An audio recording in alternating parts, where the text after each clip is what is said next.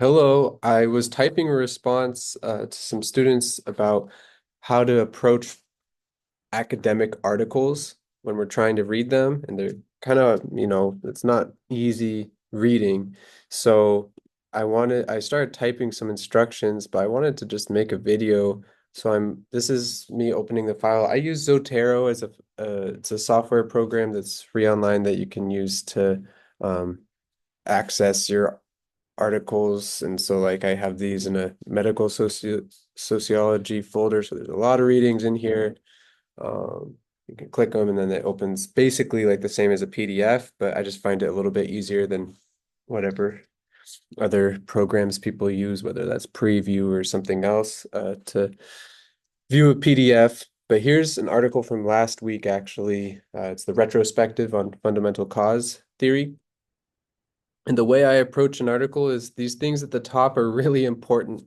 So these keywords, this is what the authors, in this case, Dr. Link and his colleague Sean Clouston, identified. So fundamental causes, socioeconomic status, racism, stigma, and medical sociology. So we could just think about those things like what are they? Medical sociology is a discipline, stigma is a thing that gets studied.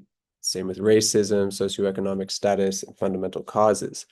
Um, so those are keywords that the authors have identified. And if you want in your notes, you could even just have a bullet point for each of those things and try to define them in your own words. You can also just ask Google, um, what the common definitions of them are. Of course, it's not going to be necessarily the exact same definition as is given in a particular study or in our class, there's different layers of context. If it's a one study or in our whole class or in the whole field of sociology or in the whole wide world, the specificity of a definition can get broader and broader and broader, I guess, less specific. Um, so in the abstract, this is the first chunk of text that I look at. It's also at the top.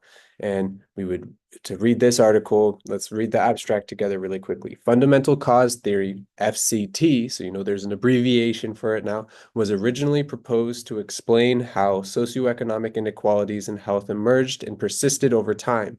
The concept was that higher socioeconomic status helps some people to avoid risks and adopt protective strategies using flexible resources, knowledge, money, power, prestige, and beneficial social connections. As a sociological theory, FCT addressed this issue by calling on social stratification, stigma, and racism as they affected medical treatments and health outcomes. The last comprehensive review was completed decades ago. Since then, FCT has been tested and new applications have extended central features. The current review consolidates key foci in the literature in order to guide future research in the field. Notable themes emerged around types of resources and their usage, approaches used to test the theory, and novel extensions. We conclude that after 25 years of use, there remain crucial questions to be addressed. So what I highlighted is kind of things that Dr. Link emphasized in class too, but I highlighted these things years ago when I first looked at this article. So the persistence over time in socioeconomic inequalities in health, and then these flexible resources, which I emphasized in discussion sections and which is key part of this theory. And those are, just a small number of ideas. And then there's this big article. And I do not read these articles slowly, word for word. It's hard to get much from it, but kind of skim, then just hop around. All right, so this one I said social factors, so it identifies another study becoming most important determinants of American lifespan. So how long you're going to live, social factors affect that a ton. Okay, that's a big takeaway, and there's a study you can look at to see more on that. Citing other literature. This is the section on that literature review. So I do highlight a lot of things, but I'm looking pretty quickly. Um, it does take 20 to 30 minutes to kind of, there are different people, different speeds to even just be skimming this. And obviously for the purposes of this video, I'm doing it much, much, much quicker. just looking at the different sections, familiarizing yourself with these sections in your notes. You might want to jot down these headings and um, any thoughts you have from just quickly looking at it, any questions you have, that's also useful. But you're not going to have, after reading an article like this, a super, super thorough understanding because it's just too much to absorb. Things to pause on and try to like get a sense of what they are tables. So in this case, this is a table you see over here. I'm pointing with my hand. That's not going to work on the mouse. These are different studies. They describe the studies, the results, and the conclusions. And these are all studies that are either testing or, yeah, they're tests of preventability in fundamental cause theory. So preventability, that word might be worth highlighting, like, huh, what does that mean? Can look through what these studies have found. You don't have to read every single example, but just get a rough idea. There's a lot of studies that they're reviewing. Some of them even are by the authors of this paper. All right, here's manipulated preventability. So they're kind of creating different categories of studies that have been relevant to fundamental cause theory. There's extensions, so they talk about how their ideas of flexible resources can here, let's see. Since resources are the central mechanism through which we theorize many health inequalities arise, studies have sought to improve and or expand upon A, definitions of flexible and fungible resources that may be used to secure increased survival, and B, the nature, incentives, and role the actors who are expected to identify, amass, and direct those resources. These resources were identified because they help describe how risk factor mechanisms are replaced in different places and different times.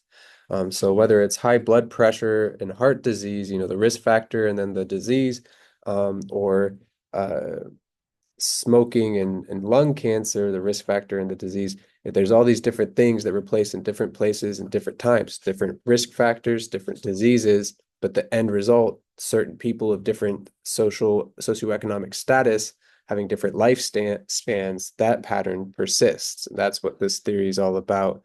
That's what this paper seems to be reiterating and just showing that there's a lot of research that's tried to test this, but it still rings true.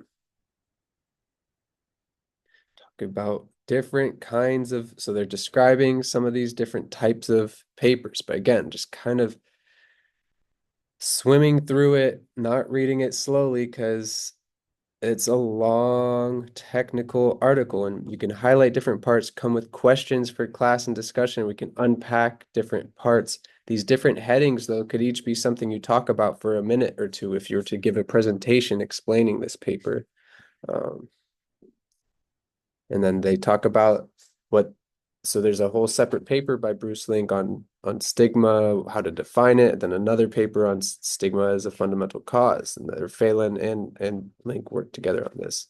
So it's a power relationship. People with more power than others have the power to stigmatize those others. If you are less powerful than someone, the ideas you form about them have less of an opportunity to impact them and their health and their view of the world. So there's still more tests that they're pointing out it needs to be tested more.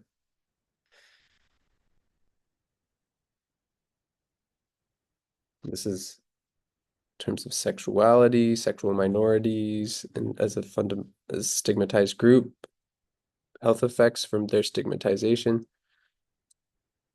This is interesting. Paradoxical results. So these are things that are mentioned also in the slides, but see how I'm kind of swimming through the article.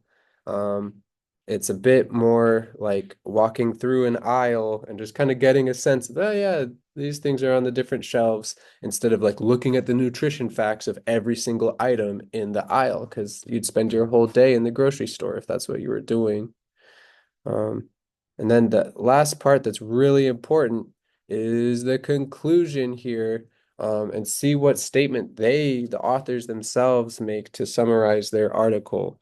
So what do we think about 25 years of fundamental cause theory. It's an important approach because it seeks not to legitimate the extant hierarchical structure by identifying ways in which those who are disadvantaged fail to be healthy, but instead seeks to focus attention on understanding how those powerful secure health and avoid illness, while sometimes redistributing illness causing and health depleting exposures to communities with less power. So that's a good sentence, and that, you could read it a couple times. That's their summary, and they break it down even further, the conclusion, and then that's it. You don't need to look at the works cited unless you're looking for further reading. And of course, these works cited are mentioned, when I highlight certain things like, okay, oh, I want to look about polygenic risk scores for social phenomena and health outcomes. Like maybe highlight that for yourself and save it for later, or jot that down in your notes. So that's my advice for how to read uh, these academic articles. I'll post this to our discussion page right now.